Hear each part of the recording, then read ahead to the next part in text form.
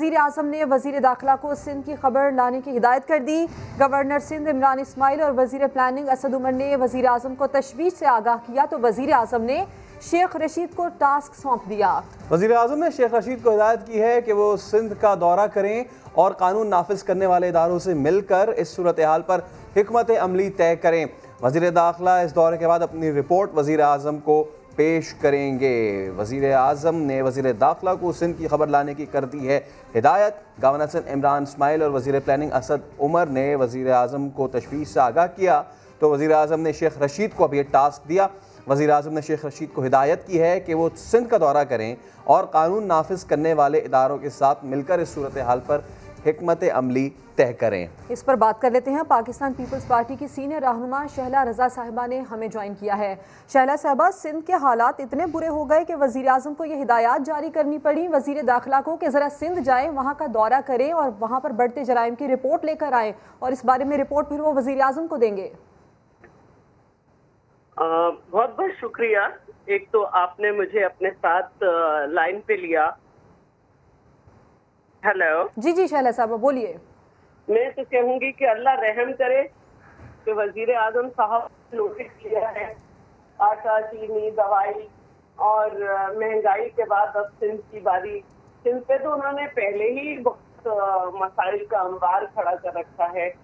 State federal transfer जो है उनमें जो है 9 महीने में तकरीबन 80 बिलियन का शॉर्टफॉल है। कभी सिंध के जजीरों की तरफ आ जाते हैं। इस वक्त जो सबसे बड़ा मरहला चल रहा है वो तो चल रहा है सिंध के पानी का कि वजीर आजम साहब जो है वो उनको कोई होश नहीं है। और शैला साहबा कता कलामी के लिए माजरत, आप हमारे साथ ही रहिए। इस वक्त शेख रशीद साहब ने भी हमें ज्वाइन कर लिया है। शेख साहब, बड़े अहकामात वज़ीर आज़म ने आपके लिए दे दिए हैं, बताइएगा ये मुमकिन दौरा आपका कब तक होगा, कब आप सिंध का चक्कर लगाएंगे और फिर खबर लेकर जाएंगे यहाँ की? देखिए, मुझे प्राइम मिनिस्टर साहब ने अभी हदायत किया 15-20 दिन पहले कि आप सिंध जाएं और रेंजर्स के साथ मीटिंग करें और अगर आप जरूर समझें तो सारा निज़ाम जो है पुलिस का वो रेंजर्स के साथ बातचीत करें और जो वहाँ इतनी बड़ी लाकानूनियत जन्म पा चुकी है और पुलिस अपने आप को जो है वो डिलीवर नहीं कर पा रही, तो उन्होंने कहा कि मुझे रिपोर्ट करें फौरी तौर पर और मैं किसी लम्हे भी सिंध जा सकता हूँ। सो अभी इंतज़ार है और मैं सिंध के रेंजर्स जनरल इफ्तिखार साहब से रब्ता कायम करके अभी थोड़ी देर पहले मुझे प्राइम मिनिस्टर साहब की तरफ से फोन पर ये हदायत दी है। इन राइटिंग अभी नहीं आई। अच्छा शेख साहब, जो सिंध में बंद निज़ामी के हालात हैं, जराइम की जो बढ़ती वारदातें हैं, इस पर रिपोर्ट वज़ीर आज़म ने आपसे कहा है कि आप सिंध से लेकर जाएं। हालात के पेश नज़र किस किस्म के फैसले हो सकते हैं, क्या इक़दाम उठाए जा सकते हैं?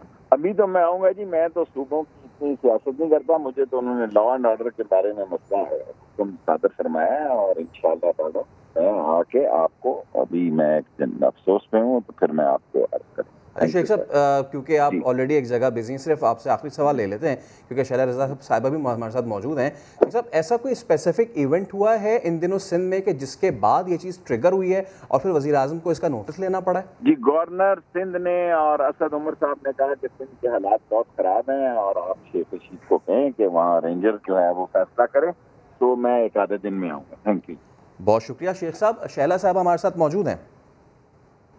मैं हैरान हूँ, आर्टिकल 147 के तहत सिंध हुकूमत ने रेंजर्स को बुलाया हुआ है ऑलरेडी और हमारा ये इख्तियार, और जो शिकारपुर में हुआ उसकी अभी रिपोर्ट नहीं आई है कि क्या पुलिस मुकाबले के लिए गई थी या इस तरह से अटैक हो गया पुलिस पे। और यकीनन कि पुलिस मुकाबले के लिए जाती तो इस तरह कम तैयारी से नहीं जाती। और उसमें भी ये फैसला किया गया है कि जैसे ही रिपोर्ट आएगी सख्त एक्शन लेकर, चाहे आर्मी की जरूरत हो चाहे रेंजर्स की जरूरत हो, उस जगह पे ऑपरेशन किया जाएगा। लेकिन मैं ये समझती हूँ कि पंजाब से, केपी से, सब जगह से बेहतर हालात हैं और जो गलत जहाँ पे होगा वहाँ हम ले रहे हैं। लेकिन असल जो बात है जिसकी वजह से इस वक्त सिंध में बहुत बेचैनी है, वो ये है कि सिंध में इस वक्त जबरदस्त पानी की शॉर्टेज है। लेकिन शैला साहबा, ये इस मामले पे भी हम आपसे बात करते हैं, लेकिन मुझे सिर्फ ये बताइएगा कि क्या सिंध के हालात ऐसे नहीं है कि वजीर दाखिला को दौरा करना पड़े? आप ये कह रही हैं? मैं तो नहीं समझती, आप लोग भी सब कराची में रहते हैं, सिंध के मुख्तलिफ इलाकों में रहते हैं, और पाकिस्तान कराची सकता है, जिसका दिल चाहे आए, सिंध के हालात पे नजर रखें, लेकिन सिंध को पानी तो दे दे। 44.1% की शॉर्टेज है। पंजाब में जो है वो सिर्फ 9% की शॉर्टेज है। बलूचिस्तान में 16% सरप्लस है, लेकिन सिंध के हिस्से का पानी काटा जा रहा है। तो पहले ये तो दे दें, आबादकार मर रहा है हमारा। अच्छा शैला साहब, दो डिफरेंट चीज़ें आप पानी के इशू पे कर रही हैं, उस पर आज सिंध असेंबली में गर्मा गर्मी भी हुई, और अभी जो चीज़ हुई है वज़ीर दाखिला को सिक्योरिटी के हवाले से कहा गया कि भाई सिंध की सूरत हाल बड़ी ख़राब है। अगर तो स्पेसिफिक होके ये जो शिकारपुर के कच्चे के इलाके में सिचुएशन बन रही है सिर्फ इस पर ही बात करें, और सिंध का ये एतराज़ है कि जी हम कर रहे हैं इस पर, अगर ज़रूरत होगी तो हम रिक्वेस्ट करेंगे कि आप दीगर फोर्सेस भेजें, यही सिचुएशन है। और अगर ये सिचुएशन है तो कच्चे के इलाके में जो सिचुएशन बनी हुई है वो आज से तो नहीं, काफ़ी अरसे से पुलिस उसको कंट्रोल नहीं कर पा रही है। 2 शहादतें 3 शहादतें वहाँ पे हो चुकी हैं, तो आपको लगता है कि इंटरवीन करना ठीक है? 2 या 3 शहादत का मतलब ये नहीं है कि इंतहाई हालात खराब है। असल बात ये है कि सिर्फ एक कच्चा तो नहीं है ना। अभी पूरा सिंध में थर्सडे को गई हूँ, आधी रात में वापस आई हूँ, इस तरह के हालात नहीं है शिकारपुर में। लेकिन शैला साहबा, आपके सूबे के गवर्नर इमरान इस्माइल साहब, उसके साथ साथ वजीर प्लानिंग असद उमर साहब, उन्होंने हालात को तशवीशनाक कहा है, तशवीश का इजहार किया। उसके बाद वजीर आज़म ने बर्दाश्त नहीं हो रही सिंध में हुकूमत। अब इनके गुनगाने वाले एंकर्स भी हमारे पॉलिसीज की तारीफ करते हैं। ये हमारे हिस्से के पैसे नहीं देते, ये हमारे जजीरों पे ख्वाब देखते हैं, ये हमारी स्कीम्स को अपना कहते हैं, ये कराची के पैकेज को अनाउंस करके पैसे नहीं देते। इनसे क्या कहा जाए? इतने बड़े नवाज शरीफ साहब थे, वो आए, उन्होंने बातचीत की, लेकिन एक पैसा नहीं खर्च किया था। उन्होंने भी कहा था कि मैं वेल इक्विप्ड करूंगा, लेकिन सिंध गवर्नमेंट ने रेंजर्स के साथ मिलकर पूरा कराची में अमनो अमान किया था। नवाज शरीफ भी उस वक्त एक पैसा नहीं दे सके थे, सिर्फ नशिस्तन गुफ्तन बर्खास्त करके चले गए थे। और अब ये है, इन्होंने तो मुल्क के लिए कुछ नहीं किया, और अल्लाह रहम करे नोटिस किया है। मैं तो हैरान। लेकिन शैला रज़ा साहिबा, आप लोग ऑपोजिशन में हैं, ऑपोजिशन ने एक प्लेटफॉर्म भी बनाया पीडीएम के नाम से, हुकूमत की नाकामियों का एतराफ़ वहाँ पर आप लोग कर सकते हैं, लेकिन वहाँ पर पीपल्स पार्टी ही ऑपोजिशन के अंदर अपनी पोजीशन वाज़े नहीं कर पा रही, तो फिर हुकूमत के खिलाफ तनकीद, ये तो फिर बिला जवाज़ एक काम हो जाएगा। ऐसी कोई बात नहीं है। दुनिया में मुख्तलिफ जगह मुख्तलिफ ऑपोजिशन पार्टीज से मुश्तमिल ऑपोजिशन होती है, और ये कहीं नहीं। ठीक है शैला साहिबा, आपका मौक़िफ़ आया, हमारे साथ ही रहिएगा। CNN के पास नदीम मलिक साहब ने हमें ज्वाइन किया है।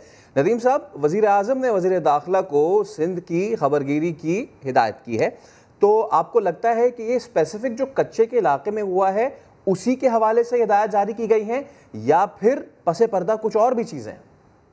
देखिए, कच्चे के इलाके वाला वाक़या भी छोटा नहीं है, वो भी बड़ा वाक़या है, लेकिन इसके साथ हमें कुछ रोज से पता चल रहा है कि कराची के अंदर से कुछ ऐसे जराइम पेशा अफराद पकड़े गए थे, जिनसे कुछ ऐसी इन्हें लीड्स मिली कि कराची में मुख्तलिफ सरकारी महकमों की मदद से वहाँ ये जो जाली शनाख्ती कार्ड बनवाने का काम है और इस तरह के दूसरे जराइम है, उसमें भी बड़े पैमाने पर ऑर्गेनाइज तरीके से कोई धंधा चल रहा है, और वो बहुत बड़ा है, वरीसम है। कुछ लोगों ने दावा किया कि कल जो ISI हेडक्वार्टर के अंदर मीटिंग थी, उसमें अफगानिस्तान वाले इशूज के अलावा इस इशू पे भी वहाँ बात हुई।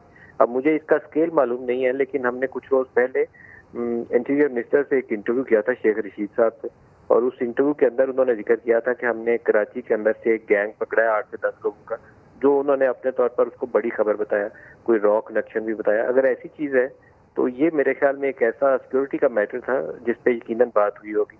उन्होंने उसकी वजाहत नहीं की, लेकिन जिन लोगों से हमने कल भी पूछने की कोशिश की वो थोड़े से इस पे जुबान बंदी रखी उन्होंने कि ये मामला इंपॉर्टेंट है, हसास है, अभी हम आपसे इंफॉर्मेशन शेयर नहीं कर सकते।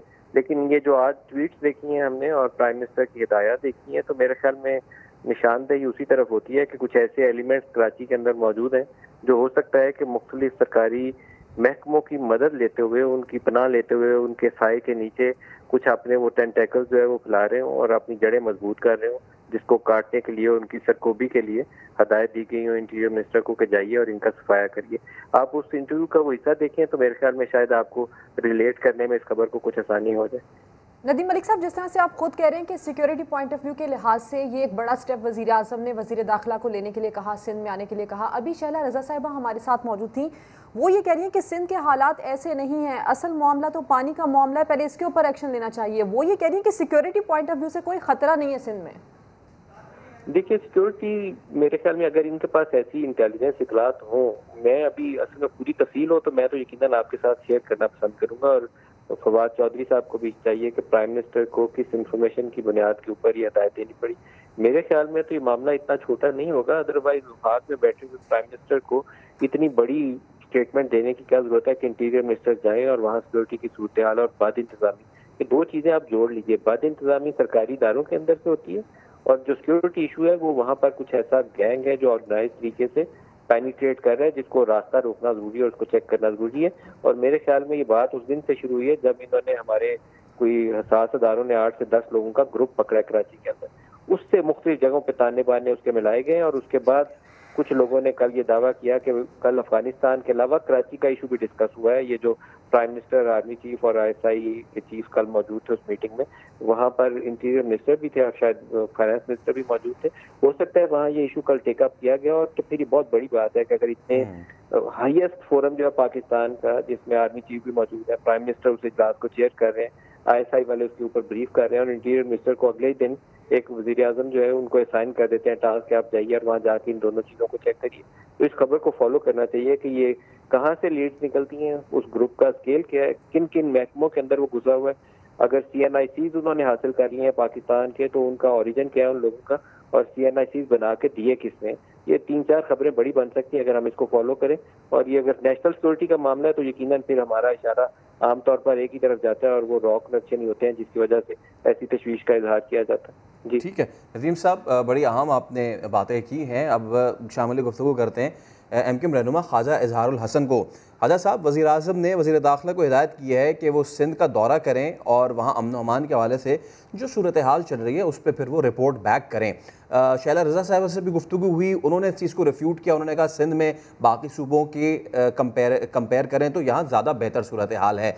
आपको लगता है कि वो सही कह रही हैं या फिर वाकई बहुत बुरी सिचुएशन है सिंध में सिक्योरिटी के हवाले से?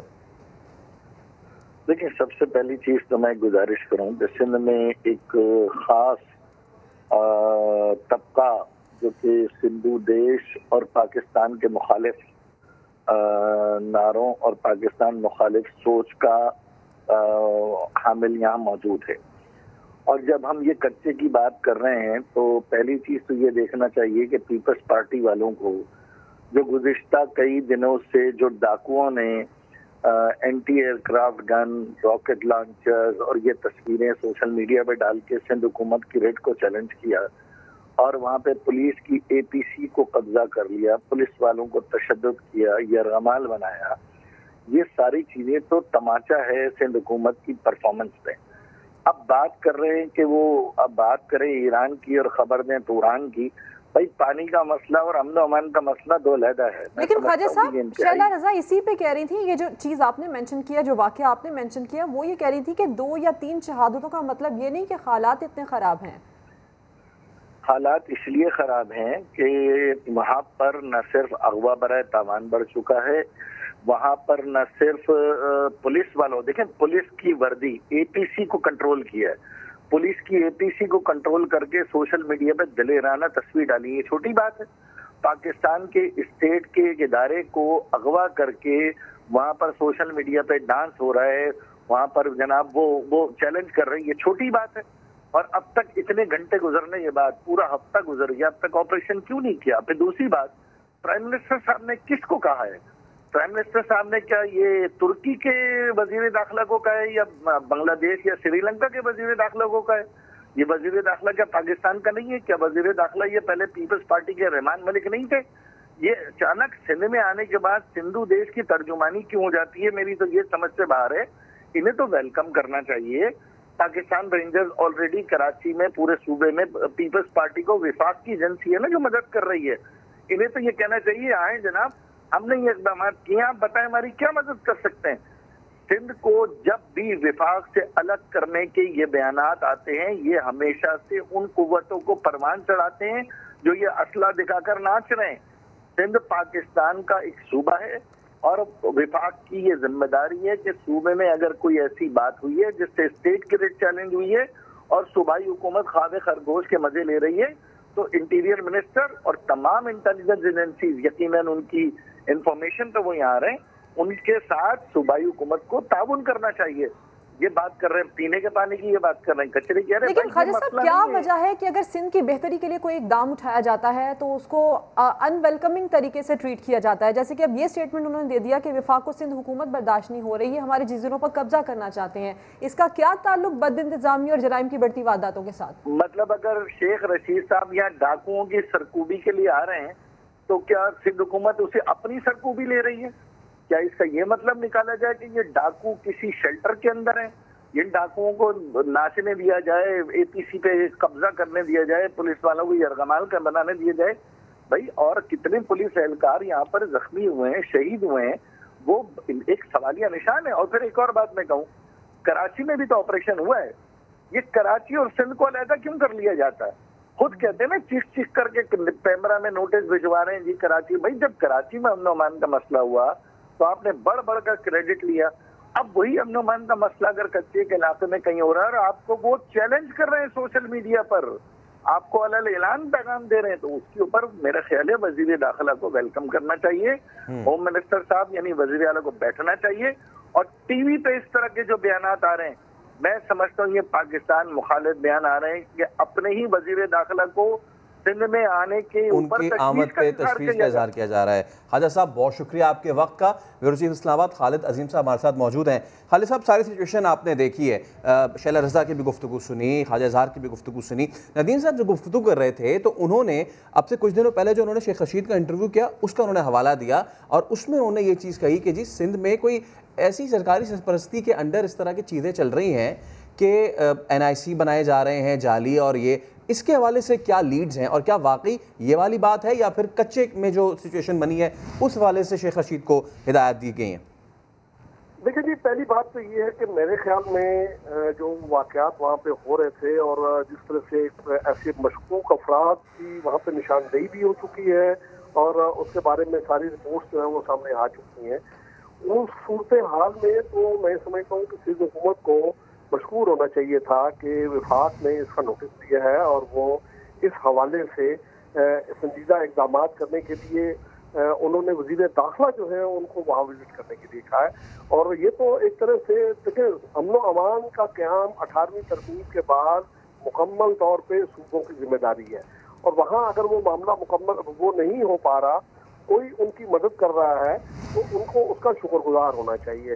रेंजर्स की मिसाल बार बार दी गई, अभी भी रेंजर्स वहाँ पे मौजूद हैं और सारी दुनिया जानती है कि कराची का अमन बहाल करने में, इसको दोबारा रोशनियों का शहर बनाने में रेंजर्स ने जो रोल प्ले किया वो एक विफाकी इदारा है। अब रही इस बात की ये जो इनके तहफ़्फ़ुज़ात हैं कि कोई कब्जा हो रहा है या कोई ऐसा कुछ हो नहीं सकता, रूल्स ऑफ बिजनेस जो बहुत वाजे हैं, जब वो वहाँ बैठ के इस सारे मामले को करेंगे तो वो उस दायरा कार से बाहर नहीं जा सकते। अलबत्ता ये जरूर है कि अगर विफाक का इस सारे मामले में चुप साधे रखता है तो मेरे ख्याल में वो मुजरमाना खामोशी होती है और उसमें तो ये एक बेहतर इक़दाम है। उनको चाहिए सारे मामले पर आपने तज्जिया दिया। खालिद अजीम साहब, आपका शुक्रिया।